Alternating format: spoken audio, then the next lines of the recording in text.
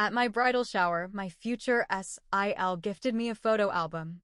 Page 1 was my husband, in bed with her best friend. Oops, she said loudly. I thought that was from after the wedding. My bridesmaids looked at me in shock. I turned to my fiancé. He just whispered, it meant nothing. It was before you lost the baby weight. I called off the wedding. A week later, I found out who paid for the photographer. I was supposed to get married last June. It was all planned. We had the church, the venue, the flowers. My dress was already altered. My mom cried when I tried it on for the final fitting. My little nieces were excited to throw petals down the aisle. I thought I had everything I wanted. I was wrong. I'm 32. I live just outside Kansas City. My name's Heather. I met Nate 4 years ago through a mutual friend at a housewarming party. He was laid back, had this steady energy. He was the kind of guy who didn't talk too much, just enough to make you feel like he was listening. I had just gotten out of a messy breakup. He seemed safe. I needed that at the time. Nate had a good job. Project manager at a local construction firm. Not flashy, but reliable. Or so I thought. We moved in together after a year. Things felt normal. Predictable. We didn't fight much. We were trying to start a family when I got pregnant about 1.5 years ago. That pregnancy didn't last. I miscarried at 12 weeks. It hit me harder than I expected. I stopped going out. I lost weight. I cried a lot. Nate said all the right things at first. Then he stopped talking about it. If I brought it up, he changed the subject. I blamed myself. I told myself I'd get better. And eventually, I did start to feel okay again. Not great, but okay. We got engaged last September. He proposed at a fall festival of all places. He had a ring hidden in a caramel apple box. It was sweet. Corny, but sweet. I said yes. Planning the wedding became my focus. My mom helped a lot. So did my 2 bridesmaids, Melissa and Tara, my best friends since high school. We were doing everything by the book. Flowers, cake tastings, registry. My sister even got us engraved wine glasses. The bridal shower was supposed to be the last big fun thing before the wedding. It was held at a family friend's house. A garden party, basically. Lots of pastel decorations, those stupid photo booth props, finger sandwiches. I wore a pale pink dress with white heels. I remember because I spent hours trying to look good. I wanted people to say I looked better, healthier, like I'd moved on from the miscarriage. That mattered to me. Everyone was there. My mom, my sisters, my friends.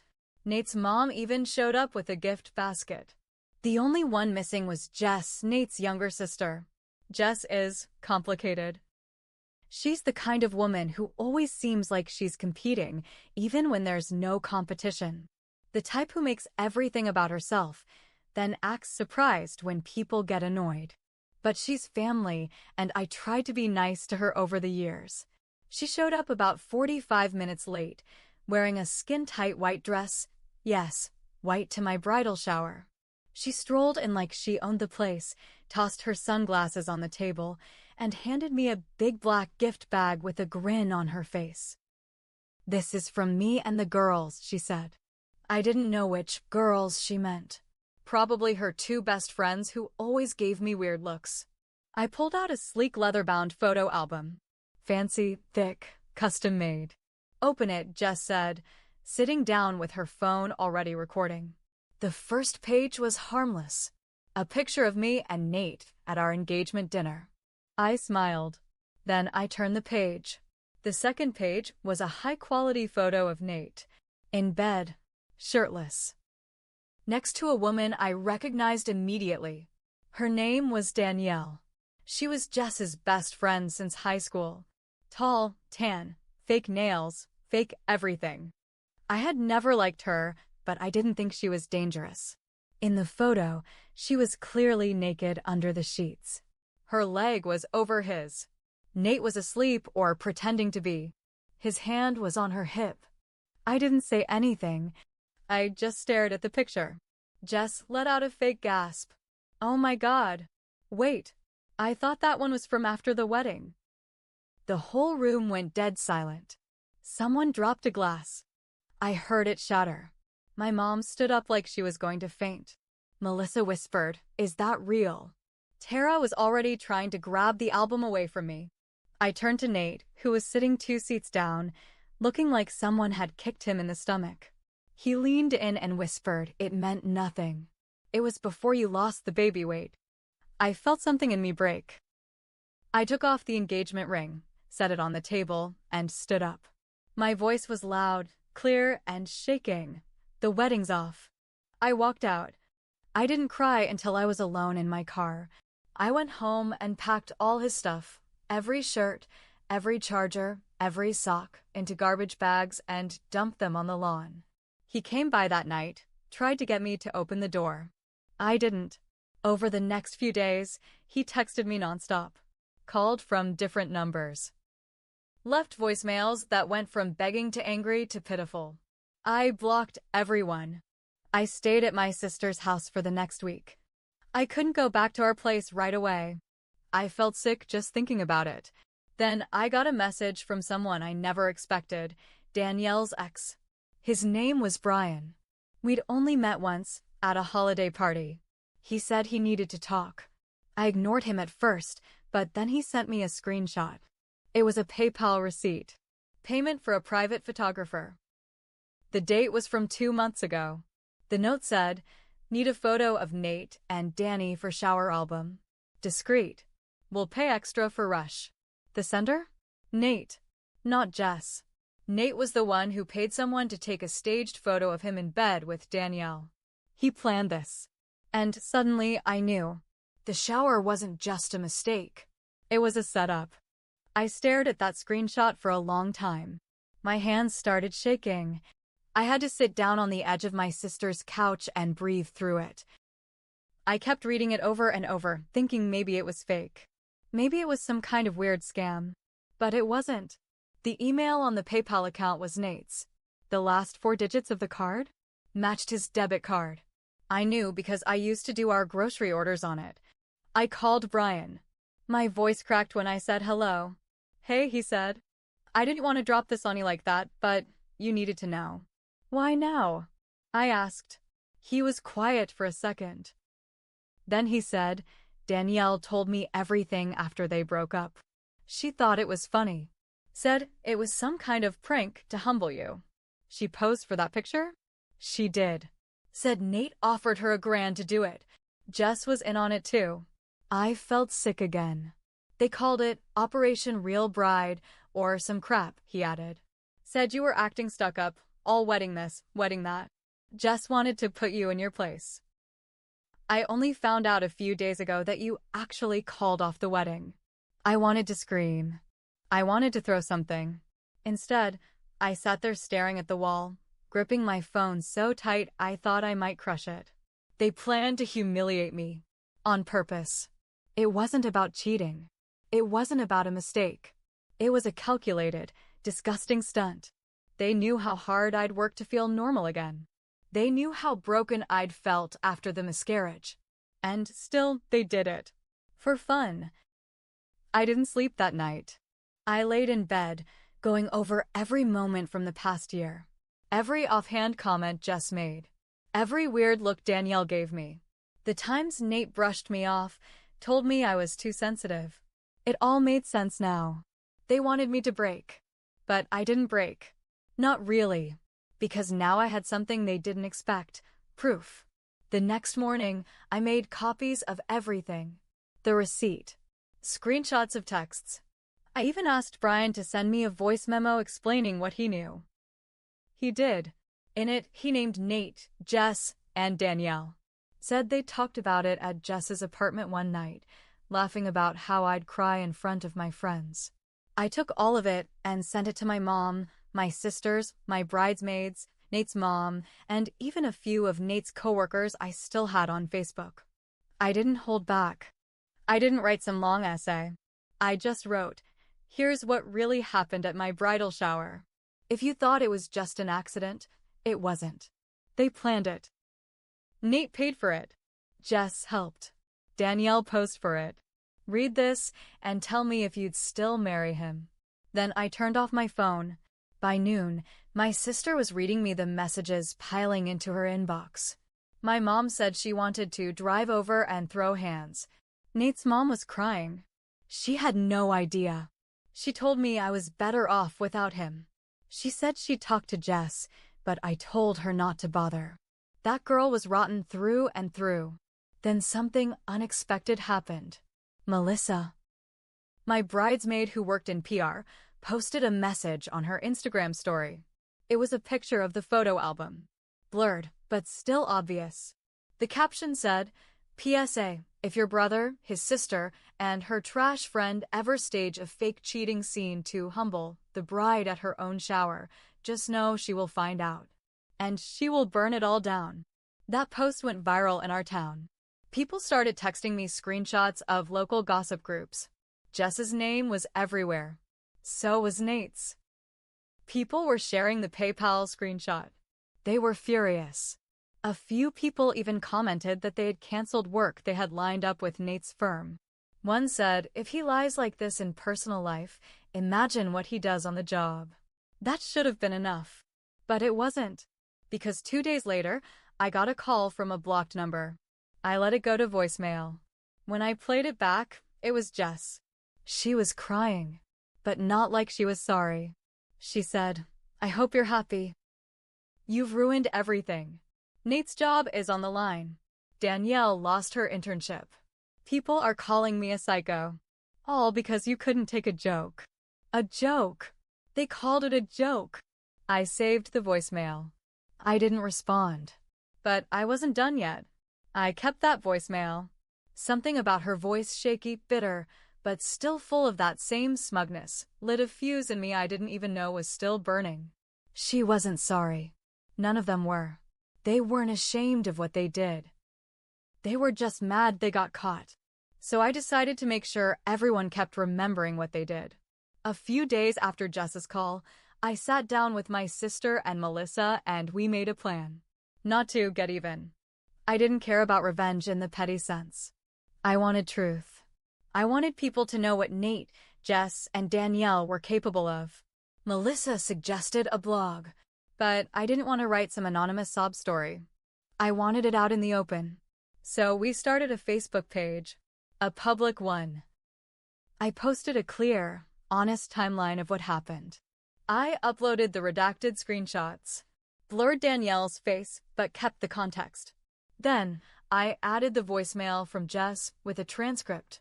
Just her voice saying, "You've ruined everything." All because you couldn't take a joke. The post blew up. Friends, coworkers, old classmates, people I hadn't talked to in years, were sharing it, commenting things like, WTF, you did the right thing, and this is sick.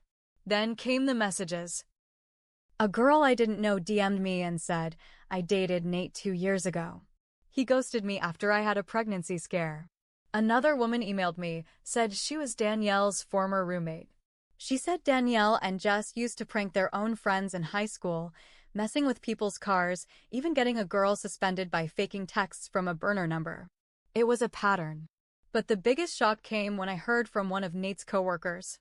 Not just a coworker, his supervisor at the construction firm. He told me Nate had been under internal review for a few weeks.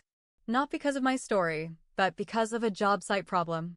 Missing invoices, wrong materials ordered, hours that didn't match logs. He said my post made them start looking closer. And guess what? Turns out Nate had been charging personal expenses to a company card. Things like dinners, gas, even that photo shoot. He tried to list it as client engagement. That was the final nail. The firm suspended him without pay. Then they fired him. 3 days later, Jess posted some long-winded Instagram story about how she was taking a mental health break and needed to distance from toxic people. Danielle deleted all her accounts.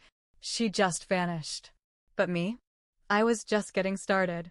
Because in cleaning out the wedding stuff, flipping through what should have been the happiest pieces of my life, I found something Nate never meant for me to see.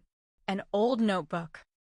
It was tucked in a drawer in his desk, under spare keys and receipts. I opened it on instinct, and what I saw made my hands go cold. At first, it looked like normal to-do lists. Bills, project notes, some gym schedules. Then I flipped to the back. He had ratings, dates, names, numbers, and next to each one, short notes. Jackie, 6.5, too clingy. Aaron, 7, fun in bed, too emotional. Danny, 9, Jess helped with this one. My name was in there too. Heather, 8.5. Best overall match, strong resume, might tone down after miscarriage. My entire relationship was an evaluation. Like I was some job candidate he was testing for long-term fit. Like I was AF ****ing experiment. I sat there for hours, notebook in my lap, just frozen. All those nights I held him while I cried. All the talks about kids, our future, the house we wanted to buy. It was all a lie. I didn't know how far down this went. But I knew one thing. This wasn't just about a ruined bridal shower anymore. This was a pattern. A deep, disturbing pattern. And I was going to pull every thread until I found out exactly what Nate had been doing and who else knew. It took me a couple of days to process what I'd found in that notebook. Every time I tried to put it down, I picked it back up. My hands would go cold flipping through the pages. It was like reading a report on a stranger who had been living in my house, sleeping in my bed, pretending to love me. I started calling the women in that notebook. Not all of them picked up, but a few did.